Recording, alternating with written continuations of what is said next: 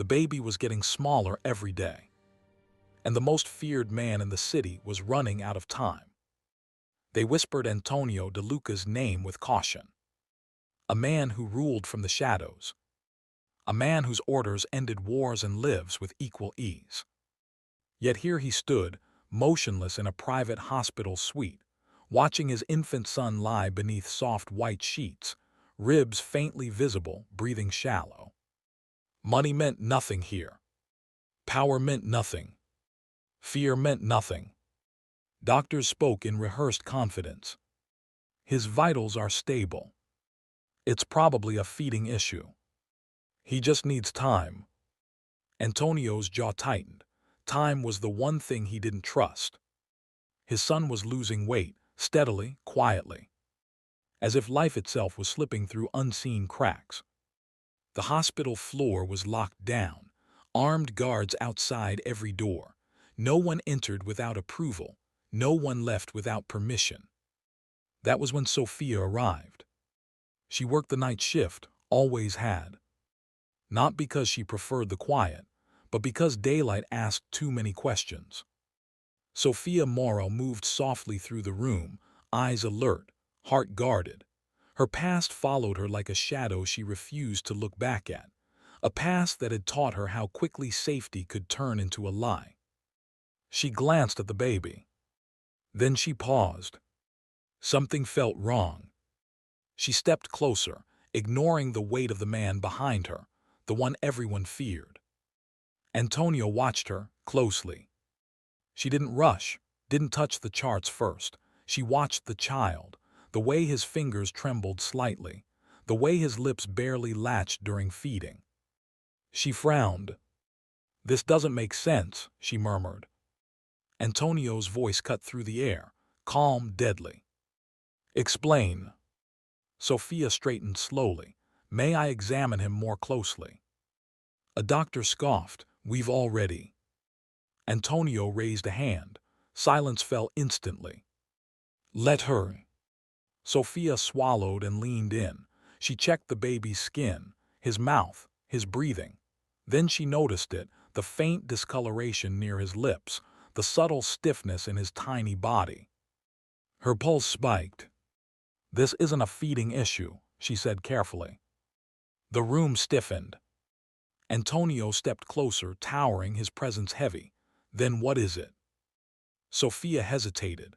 One wrong word could end her life. "It's the medication," she said.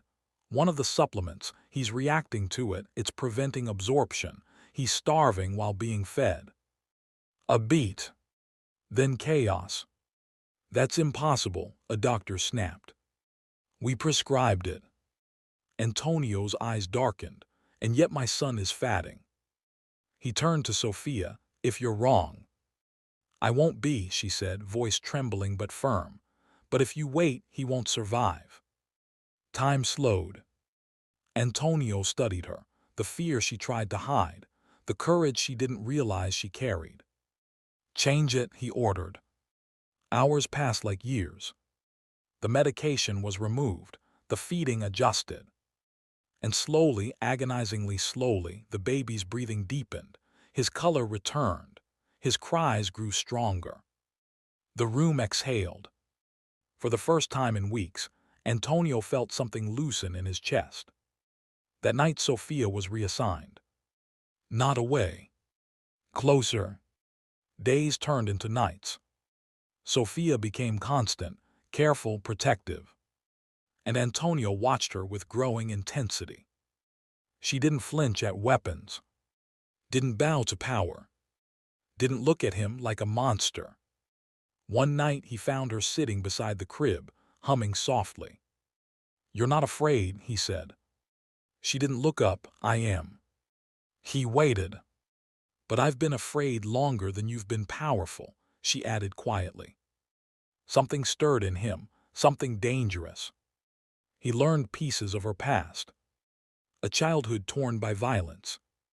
A relationship that ended with betrayal and blood. A man connected to his world, one she'd escaped without ever looking back. "You ran," Antonio said one evening. "Yes," she replied, "and I survived." Their connection grew in stolen glances, lingering silences, almost touching hands. Too dangerous. Too close.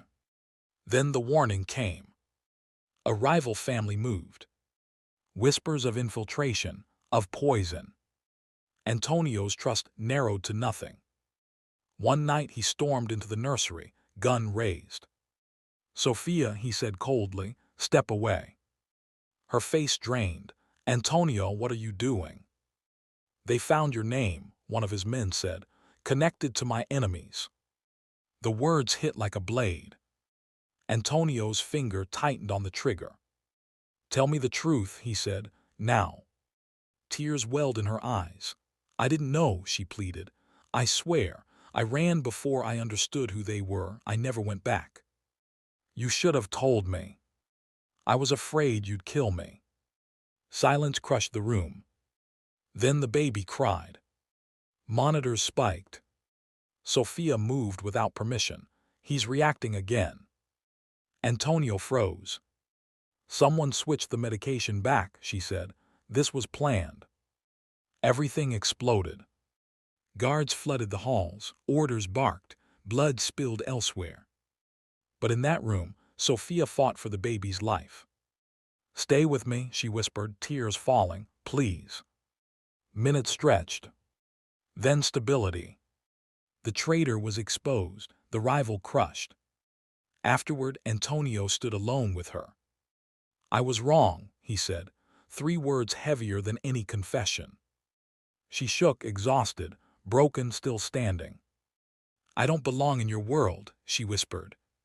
He stepped closer, gently this time. "You saved my son," he said. "You saved me." He cupped her face, thumb brushing her cheek. "I protect what I love," he said, "and I never let it go." Outside, the city remained dangerous. Inside, a child slept peacefully. And in a world built on fear, something rare took root. Hope.